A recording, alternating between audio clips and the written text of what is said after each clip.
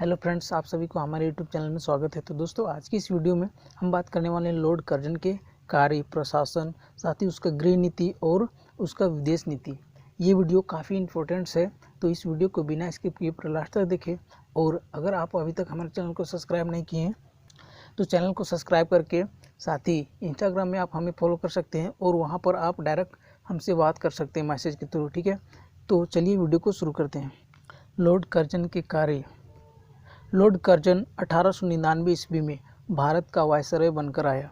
Lord Curzon जो है वो 1899 ईस्वी में भारत का वायसरॉय बनकर आता है। यहाँ पर एक मोस्ट इम्पोर्टेंट ऑब्जेक्टिव क्वेश्चन बन सकता है कि लॉर्ड कर्जन जो है वो वायसरॉय कब बनकर भारत आया, तो 1899 ईस्वी। उसकी गणना भारत के योग्य एवं प्रतिभावान गवर्नर जनरलों में होती है।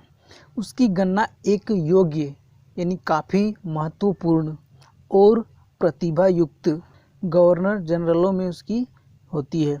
उसके आगमन के पूर्व भारत की आंतरिक व्यवस्था अव्यवस्थित थी, यानी जब वो इन करते हैं भारत में, उस समय यहाँ की जो व्यवस्था थी वो काफ़ी अव्यवस्थित हो गई थी।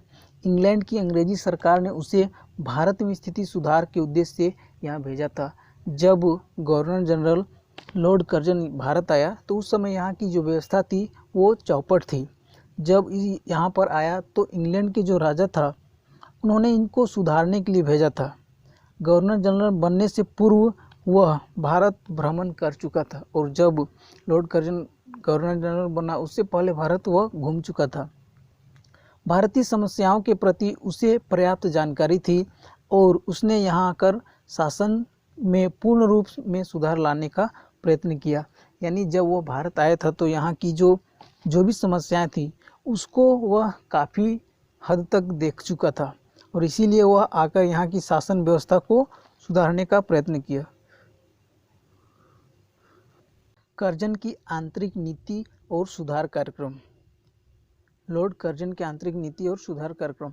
कर्जन का भारत आगमन ब्रिटिश साम्राज्यवाद के प्रतिनिधि स्वरूप में हुआ था, अतः उसने अपनी नीति एवं कार्यों के द्वारा ब्रिटिश साम्राज्यवादी हितों को सर्वोपरि रखा। यानी जो लॉर्ड कर्जन है वो ब्रिटिश साम्राज्यवादी को हित के पर काम किया। उसके सुधार कार्यक्रम का मुख्य उद्देश्य विकेंद्रीकरण और सरकारी कर्मचारियों के अधिकारों में वृद्धि था। यानी लॉर्ड कर्जन जो है वो चाहता था कि ब्रिटिश साम्राज्य में वृद्धि हो और वहाँ के सरकारी कर्मचारियों की जो आय है, उसका जो अधिकार है वो बदलाव हो और बढ़े।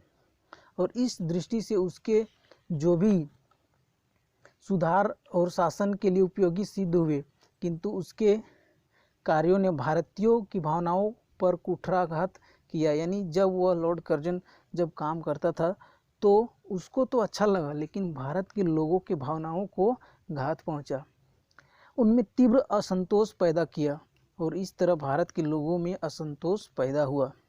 उसके प्रमुख आंतरिक सुधार निम्नलिखित है, यानी जो उन्होंने सुधार कार्य किए वो देखते हैं। पहला है प्रशासनिक सुधार।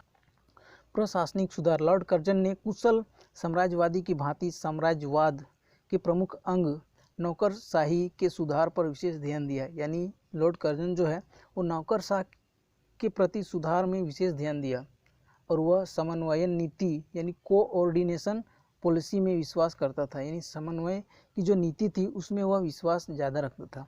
शासन के कार्य में विलम्ब ना हो इसके लिए उसके प्रशासकीय सचिवालय के कार्य करने की पद्धति में परिवर्तन किया। यानी कोई भी जो नियम कानून है, जो भी शासन है, उसमें शासन के कार्य में विलम्ब ना हो इसके लिए उन्होंने सचिवालय के कार्य करने की जो पद्धति है उसमें परिवर्तन किया। कार्यों को शीघ्र करने के लिए कुछ नियम बनाए और विभिन्न विभागों के अध्यक्षों को परस्पर विचार विमर्श द्वारा कार्य करने का आदेश दिया ताकि कार्य में अनावश्यक विलम्ब न हो। यानी जो उन्होंने विभाग के अध्यक्ष थे उस पर एक विचार विमर्श किया और कार्य को आदेश दिया कि कोई भी कार्य जो है वह अनावश्यक रूप से विलम्ब ना हो, लेट ना हो, उसको जल्दी किया जाए। ठीक है। लॉर्ड कर्जन जो है वो शासन के सभी क्षेत्रों में केंद्रीकरण की नीति अपनाना चाहता था, क्योंकि वह चाहता था कि जो भी घटना हो वह हमें सब कुछ मालूम पड़े और इस तरह वह अवगत रहना चाहता था।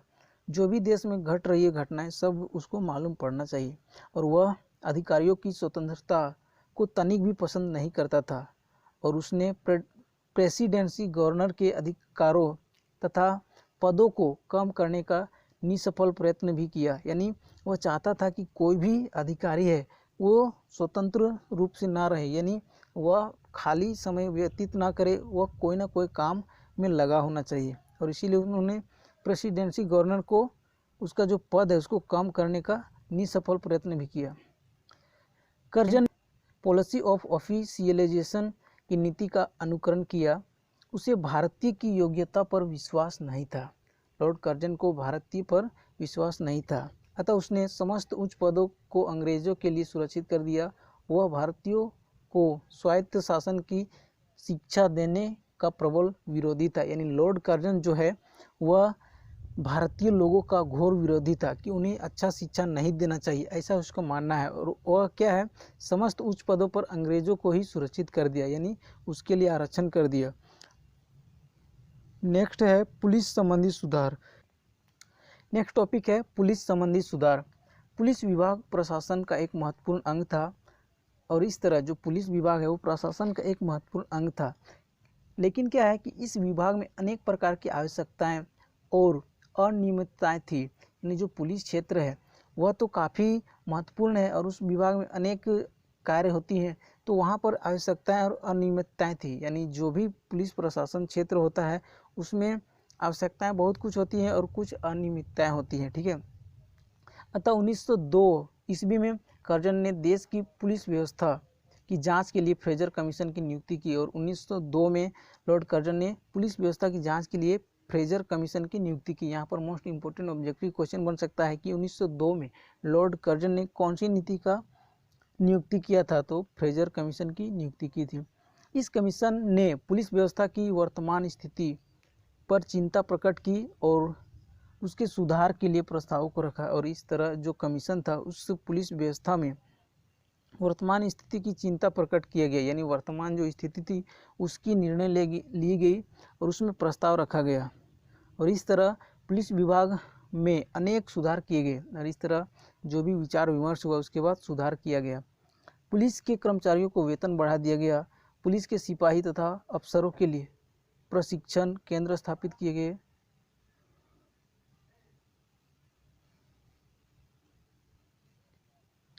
पुलिस के कर्मचारियों का वेतन बढ़ा दिया गया। पुलिस के सिपाही तथा अफसरों के लिए प्रशिक्षण केंद्र स्थापित किए गए। पुलिस विभाग में गुप्तचर विभाग यानी सीआईडी की स्थापना की गई। यानी गुप्तचर उस समय विभाग था जिसको आज के डेट में सीआईडी कहते हैं, ठीक है। तो उस समय स्थापना की गई। इन सुधारों के द्वारा कर्जन ने पुलिस विभाग को चुस्त दुरुस्त बनाने का प्रयत्न किया, किंतु इससे पुलिस विभाग के व्यय में ही वृद्धि हुई और इस तरह जो पुलिस विभाग है उसका व्यय में ही वृद्धि हुई। कोई विशेष लाभ दृष्टिगोचर नहीं हुआ, कोई भी विशेष जो उसको लाभ मिलना चाहिए वो नहीं हुआ। नेक्स्ट टॉपिक है न्यायिक सुधार। लॉर्ड कर्जन ने प्रचलित न्याय व्यवस्था में भी कतिपय महत्वपूर्ण सुधारों को लागू किया।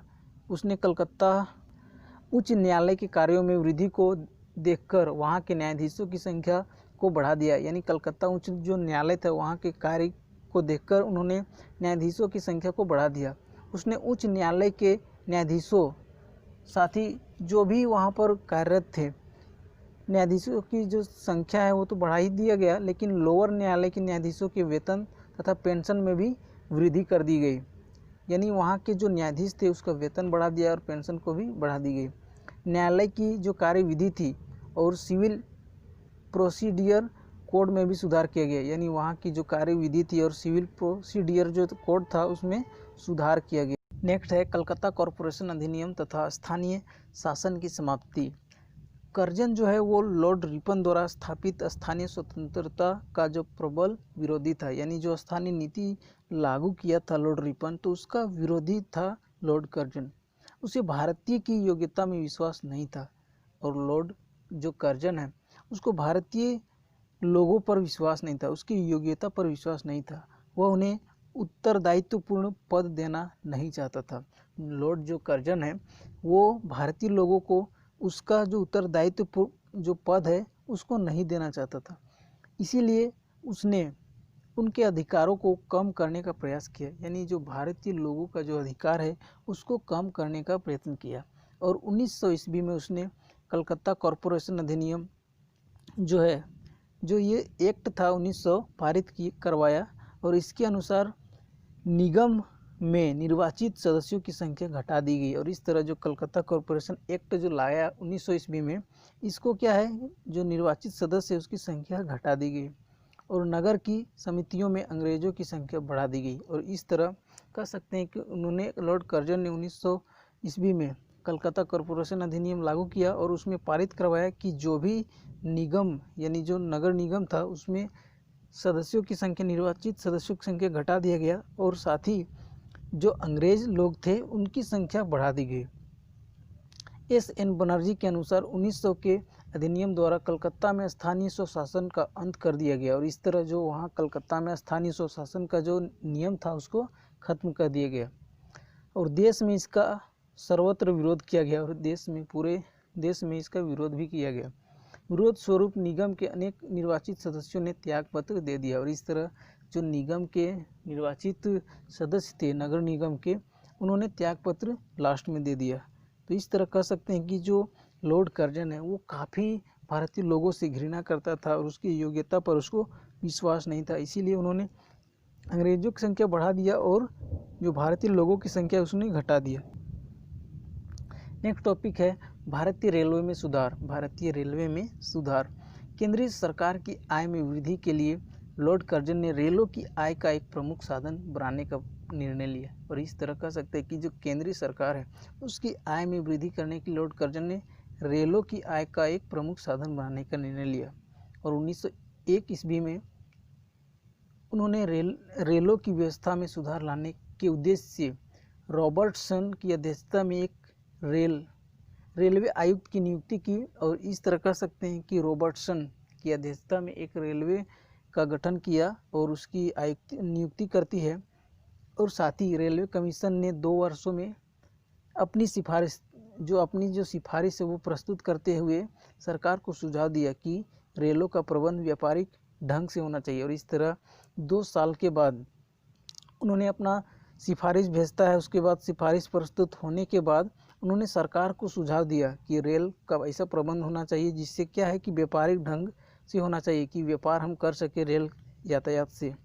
और कर्जन ने आयोग के इस सुझाव को स्वीकार करते हुए रेलों की संख्या में वृद्धि कर दी और इस तरह उन्होंने प्रस्ताव भेजा। उसके बाद प्रस्ताव सरकार ने पास कर दिया। उसके बाद क्या है कि रेलों की संख्या बढ़ा दी गई, रेलवे विभाग को समाप्त कर दिया गया और इस तरह कह सकते हैं कि रेलवे विभाग को समाप्त कर दिया। सार्वजनिक निर्माण विभाग से उनका उत्तरदायित्व छीन लिया और 3 सदस्यों के एक रेलवे बोर्ड की स्थापना की और इस तरह जो रेलवे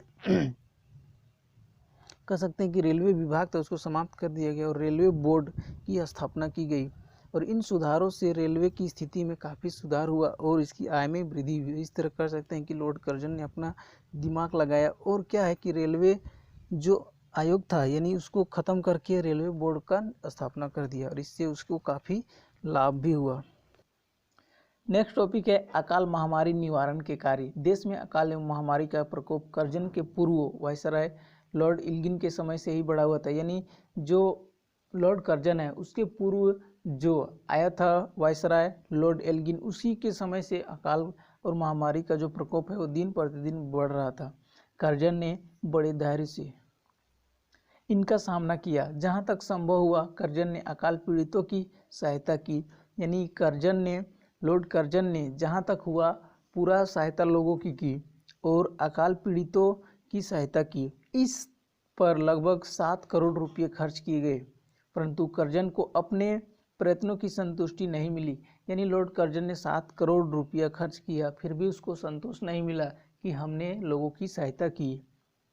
अतः उसने अकाल के कारणों और उसका अस्थायी हल निकालने के लिए मैकडोनल की अध्यक्षता में एक कमीशन की नियुक्ति की और इस तरह जब उसको संतुष्टि नहीं मिली तब क्या है उन्होंने एक मैकडोनल की अध्यक्षता में एक कमीशन की नियुक्ति की और उनके सिफारिशों के आधार पर अकाल को दूर करने का प्रयास किया गया, यानी एक कमीशन नियुक्त किया गया और वहाँ पर सिफारिश जारी किया गया और अकाल को दूर करने का प्रयत्न किया गया।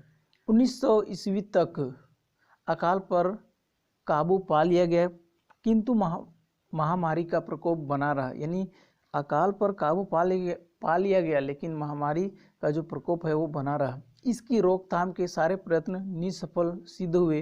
कर्जन के शासन के अंत तक लगभग 1 लाख लोग महामारी से मारे गए। और इस तरह क्या है कि जब कर्जन का जो शासन था वो धीरे धीरे अंत होते गया, उस समय तक लगभग 1 लाख लोग महामारी से मारे गए। नेक्स्ट है आर्थिक सुधार। आर्थिक क्षेत्र में कर्जन ने अनेकों सुधार लागू किए, यानी आर्थिक क्षेत्र में अनेकों सुधार किए। आर्थिक क्षेत्र में उसको सबसे महत्वपूर्ण सुधार भारत में अंग्रेजी स्वर्ण मुद्रा को भारत की कानूनी मुद्रा घोषित करना।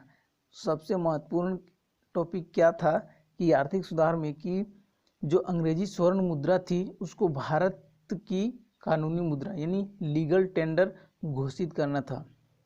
एक गिनी का मूल्य 14 रुपये के बराबर निर्धारित किया गया, यानी एक गिनी का मूल्य 14 रुपये निर्धारित किया गया। इससे भारतीय कोष को बहुत लाभ हुआ। उसने भारत के व्यापार तथा उद्योग धंधों के विकास के लिए एक नया विभाग imperial department of commerce and industrial स्थापित किया। और इस तरह उन्होंने भारत के जो कोष है उसको लाभ पहुंचाने के लिए एक व्यापार और उद्योग धंधे के विकास के लिए एक नए विभाग का स्थापित किया। और 1902 ईस्वी में अकालग्रस्त प्रांतों के किसानों के करों में कमी कर दी गई। और जब 1902 में अकाल हुआ था तो क्या है, किसान के कर में कमी कर दी गई। नमक कर में सर्वत्र कमी की गई और नमक कर जो था उसमें हमेशा के लिए कम कर दिया गया। कर्जन ने आयकर में भी कमी कर दी और 1000 से कम वार्षिक आय वाले व्यक्ति को आयकर से मुक्त कर दिया गया। यानी 1000 अगर आपका साल में आप नहीं कमाते हो तो आपका जो कर है वो मुक्त कर दिया गया, यानी नहीं लिया गया। कर्जन ने आर्थिक विकेंद्रीकरण की नीति का भी समर्थन किया और उसे थोड़ा आगे बढ़ाया। जो आर्थिक विकेंद्रीकरण था उस नीति को आगे बढ़ाया। उस समय तक प्रांतों की आय में जो बचत होती थी उसे केंद्रीय सरकार ले लिया करती थी। यानी उस समय जो प्रांत से आय, यानी जब गांव, शहर, नगर से जो सारे पैसे बचता था वो केंद्र सरकार में ले लिया जाता था, मतलब केंद्र सरकार को दे दिया जाता था। लेकिन क्या है कि कर्जन ने यह निश्चित कर दिया कि प्रांतों की बचत प्रांतों के पास रहेगी। यानी लॉर्ड कर्जन ने ऐसा निर्णय किया कि प्रांत से जो कर जमा होता है और सारे पैसे बचते हैं वो प्रांत में ही रहेगी, उसका उपयोग वे अगले वर्ष में कर सकेंगे और उसका उपयोग वहीं पर अगले वर्ष खर्चा किया जाएगा। इसके अतिरिक्त उसने प्रांतों को पुलिस, शिक्षा, कृषि आदि में उन्नति के लिए विशेष आर्थिक सहायता देना प्रारंभ कर दिया। नेक्स्ट है कृषि संबंधित सुधार। लॉर्ड कर्जन ने कृषि तथा भूमि व्यवस्था के क्षेत्र में महत्वपूर्ण सुधारों को लागू किया।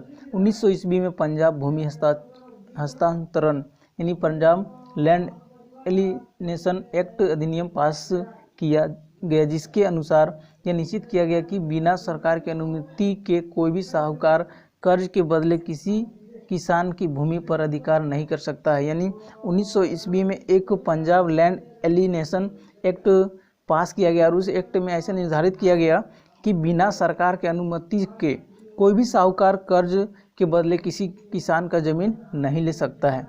20 वर्ष से अधिक समय तक जमीन को बंधक के रूप में नहीं रखा जा सकता है और 20 साल के तक बंधक के रूप में नहीं रखा जा सकता है। कर्जन ने किसानों की सुविधा के लिए कृषि बैंक स्थापित किया और इस तरह लॉर्ड कर्जन ने किसानों की सहायता के लिए कृषि बैंक का स्थापना किया। और 1904 ईस्वी में कोऑपरेटिव क्रेडिट सोसाइटी एक्ट पास किया गया। इसके द्वारा सहकारी समितियों की स्थापना करके किसानों को ऋण के रूप में उचित ब्याज पर रुपये देने की व्यवस्था की। और इस तरह क्या है कि किसानों को उन्होंने ब्याज के रूप में क्या है तो ऋण देने के लिए एक सहकारी समितियां का स्थापना किया गया। अब तक किसान महाजनों से भारी सूद पर रुपया लिया करते थे, लेकिन अब क्या है कि सहकारी समितियां होने के कारण उनको कम ब्याज में ऋण मिलने लगा। इससे क्या है कि उसकी काफ़ी लाभ हुआ।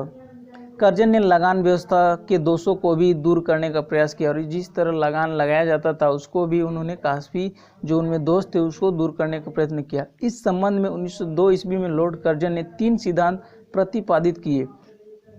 1902 में लॉर्ड कर्जन ने 3 सिद्धांत प्रतिपादित किया। पहला है लगान में धीरे धीरे वृद्धि की जाए, लगान में धीरे धीरे वृद्धि की जाए। दूसरा है लगान को वसूल करते समय इस बात का ध्यान रखा जाए कि किसी को किसी भी प्रकार की हानि न हो, और दूसरा इस बात का कि लगान देते समय किसी व्यक्ति का हानि न हो। तीसरा है स्थानीय संकट के समय किसानों की आर्थिक सहायता दी जाए। अगर किसी महामारी या अकाल कुछ भी आ जाता है, यानी आर्थिक संकट जब आता है, स्थानीय संकट जब आता है तो उसकी सहायता की जाए।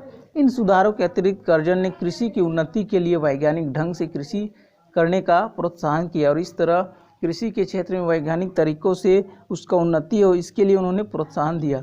और उस उद्देश्य से उसने बंगाल के पूरा यानी अब जो बिहार है वो उसमें एक कृषि अनुसंधान संस्था की स्थापना की और कृषि अनुसंधान संस्था की स्थापना की और इस प्रकार कृषि और कृषकों की स्थिति को सुधार लाने का प्रयत्न किया। यानी लॉर्ड कर्जन ने काफ़ी हद तक क्या है तो किसानों की उन्नति चाहा और किसानों की उन्नति के लिए उन्होंने काफ़ी प्रयास किया। नेक्स्ट टॉपिक है सैन्य सुधार। 1900 ईस्वी में लॉर्ड किचनर भारत का सेनाध्यक्ष हो आया। यानी जो 1900 ईस्वी में लॉर्ड किचनर भारत का सेनाध्यक्ष हो आया और उसने सहयोग से कर्जन ने महत्वपूर्ण सैन्य सुधारों को लागू किया। उसने भारतीय सेना को 2 कमानों उत्तर तथा दक्षिण कमान में बांट दिया। जो भारतीय कमान थे उसको 2 सेना में बांट दिया, एक उत्तर और एक दक्षिण कमान में बांट दिया। उत्तरी कमान का मुख्यालय मरी और पेशावर था, यानी उत्तरी कमान का मुख्यालय मरी और पेशावर था और दक्षिणी कमान का मुख्यालय पूना और कोटा था। प्रत्येक कमान को 3 ब्रिगेडों में बांटा गया और प्रत्येक कमान को 3 ब्रिगेडों में बांटा गया, जिसका सर्वोच्च अधिकारी ब्रिगेडियर था। यानी जिसका सर्वोच्च अधिकारी ब्रिगेडियर था। सेना में बड़ी संख्या में नेपालियों तथा पंजाबी सिखों को नियुक्त किया गया और जो सेना थी उसमें क्या है तो नेपाली और पंजाबी सिखों को नियुक्त किया गया। सैनिक अधिकारियों के परीक्षण के लिए क्वेटा में एक आधुनिक कॉलेज की स्थापना की गई और इस तरह सैनिक जो अधिकारी थे उनके लिए उनके परीक्षण के लिए इंटरव्यू के लिए एक क्वेटा में एक आधुनिक कॉलेज की स्थापना की गई, यानी मॉडर्न कॉलेज की स्थापना की गई। देसी नरेशों की सेनाओं को पुनः अस्त्र शस्त्र से सुसज्जित किया गया और देसी जो नरेश थे यानी देसी कह सकते हैं कि जो राजा थे उनके सेनाओं को अस्त्र शस्त्र से सजाया गया। देसी जो राजा थे नरेशों के राजकुमारों की सैनिक शिक्षा की व्यवस्था की गई। इंपीरियल कैडेट कोर यानी आईसीसी की स्थापना की गई और तोपखाना को आधुनिक बनाया गया, यानी जो तोपखाना थे उसको नया रूप दिया गया तथा पैदल सेना का पुनर्गठन किया और जो पैदल सेना थे उसका भी पुनर्गठन किया गया। तो इस तरह लॉर्ड कर्जन ने सुधार किए। नेक्स्ट है शिक्षा संबंधी सुधार। लॉर्ड कर्जन ने शिक्षा के क्षेत्र में महत्वपूर्ण सुधार किए और इस तरह 1904 ईस्वी में उसने विश्वविद्यालय विधेयक यानी यूनिवर्सिटी एक्ट पारित करवाया, जिसके द्वारा यह निश्चित किया गया है कि विश्वविद्यालय को केवल परीक्षा लेने का ही काम नहीं करना चाहिए, उन्हें योग्य प्राध्यापक नियुक्त करके अनुसंधान का भी काम करना चाहिए। यानी लॉर्ड कर्जन का ये मानना था कि केवल विश्वविद्यालय का काम परीक्षा लेना नहीं है, बल्कि उनका एक योग्य प्राध्यापक नियुक्त करके अनुसंधान यानी यूनिवर्सिटीज़ को बढ़ावा देते रहना चाहिए।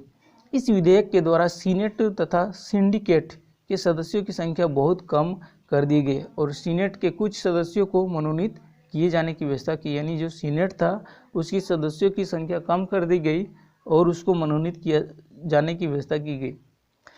स्कूलों तथा कॉलेजों में छात्रावास की व्यवस्था करने का आदेश दिया गया, यानी जो स्कूल कॉलेज थे वहाँ पर छात्रावास की सुविधा उपलब्ध करवाए जाने के लिए आदेश दिया गया।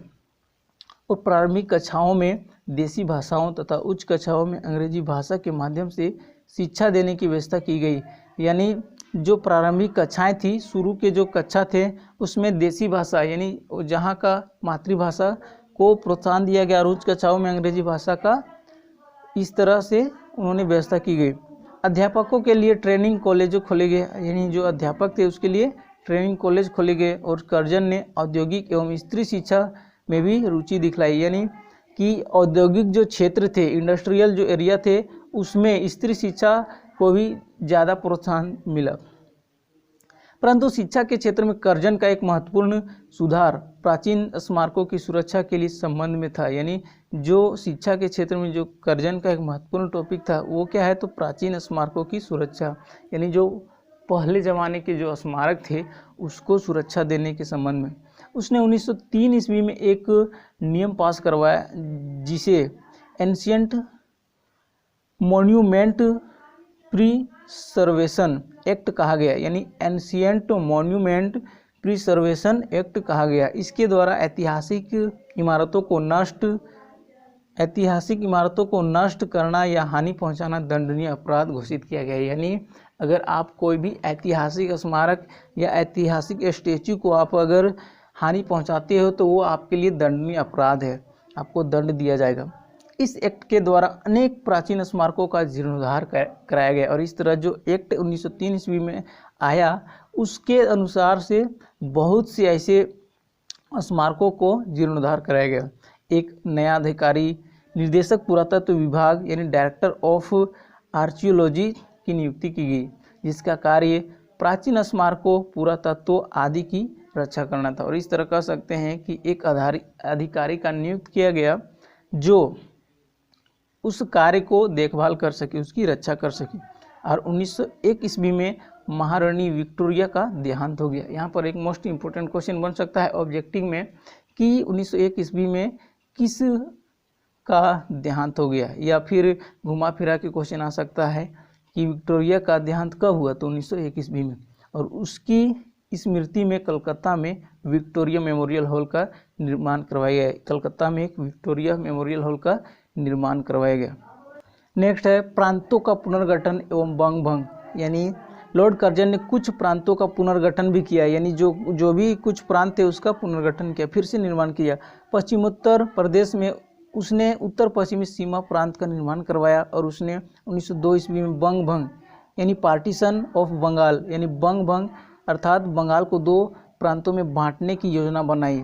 यह एक मोस्ट इम्पोर्टेंट क्वेश्चन है कि बंग भंग की जो योजना है कब लाया गया, तो 1902 ईस्वी में, और बंगाल को बांट दिया गया दो भागों में।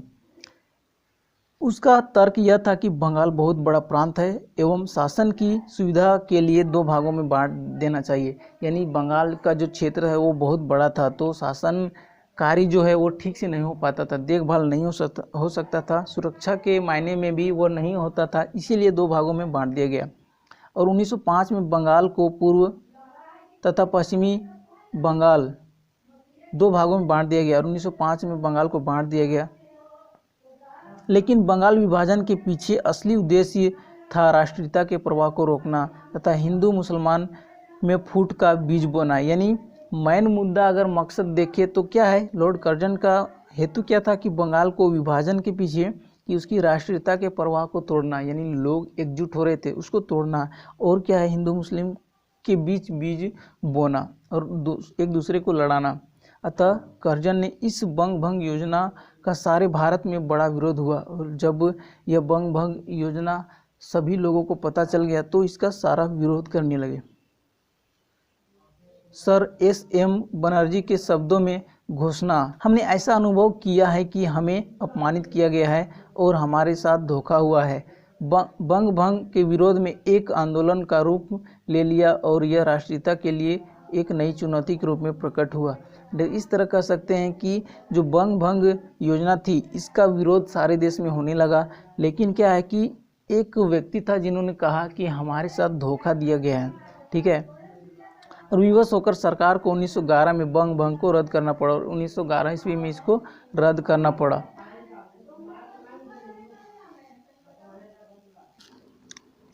लॉर्ड कर्जन की विदेश नीति, लॉर्ड कर्जन साम्राज्यवादी नीति का पोषक था, यानी लॉर्ड कर्जन जो है साम्राज्य क्षेत्र को विस्तार करने के लिए वो काफ़ी प्रोत्साहन था।